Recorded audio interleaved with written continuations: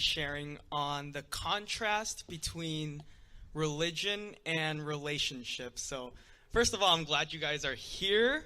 Personally, I'm glad I'm here because I had a hard time waking up this morning. And that relates to this topic because even though it's very hard to get here, even though we struggle to get here, I know me, I don't like waking up early on the weekends. What's more important is why we're here. And that's going to be the main question I ask you guys is, why are we here? And depending on the reasons we give, so a bunch of reasons are popping up in our heads, depending on the reasons we give, we will fall into those two categories. We will either be here for a relationship or for religious purposes. Now, I'm going to give you an example that will clearly contrast the two. So if you're not sure which one you fall into, stick with me here. It's a slightly long example.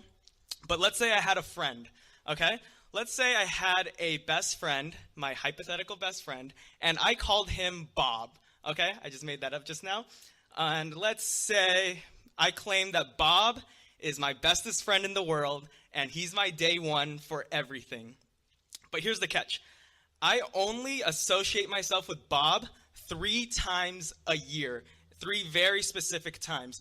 The first is when I am in desperate need of Bob. And so if, let's say, I am coaching one of my clients at their house and the session's over and my car breaks down. Oh no, my car broke down. But I'll call Bob because Bob is going to pick me up and Bob is going to give me some money to pay for the damages because Bob is awesome. And the second instance, when I associate myself with Bob, is on his birthday because I should have mentioned Bob is really, really rich. And each year on his birthday, he throws these glamorous parties with celebrities and live music and ice cream cake. And so I'm always there. And the last instance when I associate myself with Bob is when he does a great work at his job and he gets a big promotion. Big promotion, bigger salary. He takes me out to dinner, pays for dessert, buys me a nice watch. And so those are the 3 instances in which I will associate myself with my so-called best friend Bob, but every other day of the year, I will disassociate myself with Bob. And so every other day of the year, I will take him out of my contacts on my phone. In fact, I'll block his number. I will block him on Facebook. I'll unfollow him on Instagram, block him on Instagram, block him on Snapchat, and while I'm at it, I'll block him on Twitter, even though I never use Twitter. And so anyone looking into that claim can see that that's a false claim, that even though I claim that Bob is my best friend and I only associate myself with him 3 times a year, that's a fake relationship. Now that contrast is relatable to us because if that's us and God, if we only associate ourselves with God 3 times a year, then that's not a real relationship. That's a religion. And so if you're the kind of person that only proclaims God when you're in desperate need of him or when it's convenient, that's for a religious purpose.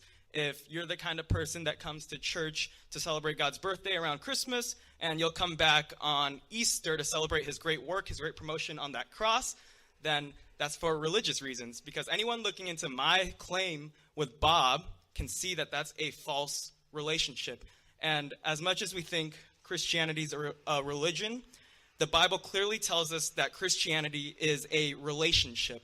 And that's what you want. That's the power of God working. And that's how it relates to today. Because today we're not only celebrating what God did for us, but why God did what he did for us. Same thing with Christianity. It doesn't care about your outward appearance. It doesn't care the number of times you show up to church or how many doors you knock on while riding a bicycle. It doesn't care if you perform your way to heaven, because that's what today's about. Today's about God dying for us, but that power only comes through a relationship. It gives us the opportunity to come into a relationship with him, and that power only comes through that. And so that's the clear contrast. If you want the power of God in your life, you need to have a real relationship with him. That's the only reason I'm up here. No one paid me to be up here. I don't think anyone has enough money to pay me to be up here. I'm doing this because this is real to me. No one dragged me to church. I'm not doing this to look a certain way. I'm doing this because Christianity is real to me. God is real to me.